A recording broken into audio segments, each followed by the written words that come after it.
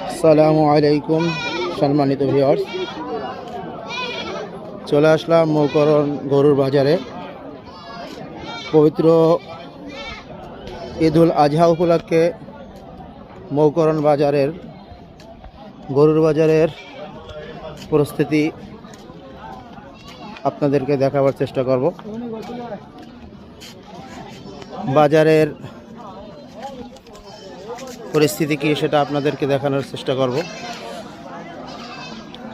বাজার কেবল শুরু হয়েছে, 11টা সাড়ে 11টার দিকে আশা করি যে জমজমাট হয়ে উঠবে বাজার। আর বাজারের পরিস্থিতি আপনাদের দেখাচ্ছি। যে জায়গা দিয়ে নতুন করে রাস্তা করা হয়েছে, সুন্দর হয়েছে, নতুন করে বাস টাস বাঁধতে দেওয়া হয়েছে, গরুগুলা জানি নিয়ে এসে এর সাথে বাঁধতে পারে।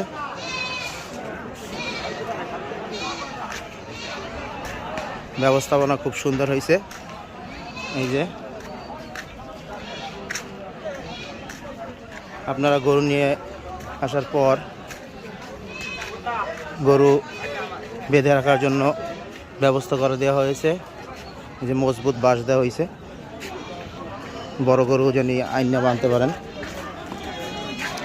বাজারের ভিতরে এরকমের বড় বড় খুঁটি দিয়ে বাঁশ বেঁধে দেওয়া হয়েছে। এই জন্য এই যে সকালের পরিস্থিতি,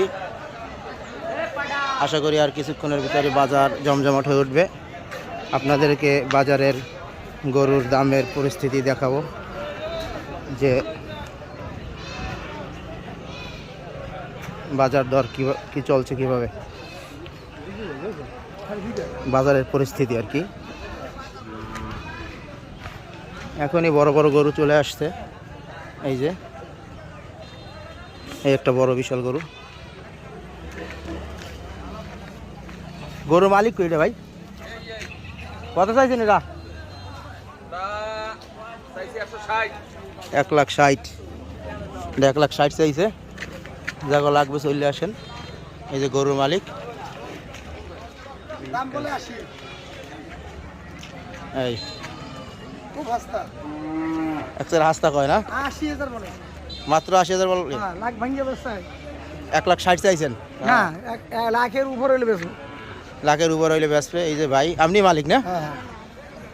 চলে আসেন গরুর বাজারে। মৌকরণ বাজার পটুয়াখালী সব। মৌকরণ বাজার পটুয়াখালী। এই যে সরাফ মেম্বার অনেক গরু নিয়ে